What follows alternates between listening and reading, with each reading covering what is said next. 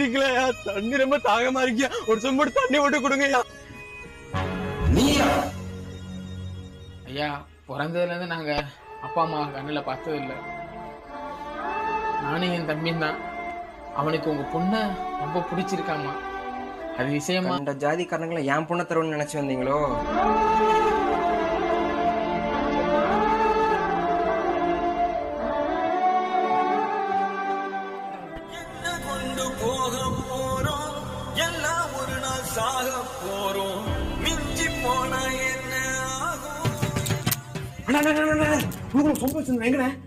மாமனார் தாகத்தோட வந்தா அந்த எடுத்து தண்ணி எடுத்து கொடுத்தேன்.